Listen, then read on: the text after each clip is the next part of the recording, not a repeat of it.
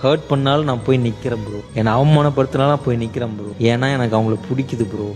திருப்பி அவன் ஏன் வந்து ஹர்ட் ஆனாலும் போய் நிற்கிறான்னா அவனுக்கு வேற யார்கிட்ட போய் நிற்கிறதுன்னு தெரியல. ஒரு ஊருக்கு போய் பஞ்சம் முளைச்சாவது நம்ம குடும்பத்தை காப்பாற்றிடணும்னு கஷ்டப்படுற பசங்கள்லாம் தங்கம். சொசைட்டி அவங்க மேலே ஒரு ப்ரெஷர் போட்டு வச்சிருக்குது. ஆம்பளைனா அழுவக்கூடாது. ஆம்பளை கண்ணில் இருந்து தண்ணி வந்துச்சுன்னா என்னடா பொட்டப்புள்ள மாதிரி அழுதுட்டு இருக்கிறேன்னு சொல்றவங்க தான் இங்கே அதிகம். சிங்கிள் பேரண்டா இருந்துட்டா மொத்த பாரமா அவன் தலையில. யாராவது ஒருத்தவங்க பசங்களை நம்பிட்டாங்க அப்படின்னா அதுக்காக அவன் போடுற எஃபர்ட் இருக்குல்ல, அது வந்து ரொம்ப பெருசா இருக்கும். அப்போ அவன் தேடுறான் ஏதாவது ஒன்று என்ன ரெப்ரசன்ட் பண்ணி. அவனால பேச மாட்டீங்களா?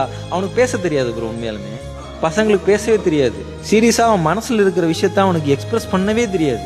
பசங்க அதிகமாக ஹர்ட் ஆகுறாங்க. ஆனால் ஹர்ட் ஆனாலும் அதுலேருந்து அவனுக்கு வெளியே வர்றது தெரிய மாட்டேங்குது. எனக்கு தெரியல, என்னால் முடியல, யாராவது ஹெல்ப் பண்ணுங்கன்னு தான் அவன் கேட்குறான். பசங்க வெக்கப்படுறதே அழகா இருக்கும். ஆமா, ஆனால் வெக்கப்படுறதுக்கான சான்ஸ் தான் கிடைக்க மாட்டேங்குது. எங்க போனாலும் டக்குன்னு ஒருத்தர் வந்து சிரிச்சு எப்படி இருக்கீங்க அப்படின்னா போதும், சிரிக்கிறியே வா அப்படின்னு சொல்லி பேச ஆரம்பிச்சாரு. என்னடா பையன் நடந்துட்டு சிரிக்கிற நீயே? இல்லை, எமோஷ்னலி மென் ஆர் வீக், அன்ஸ்டேபிள்னு சொல்லலாம்.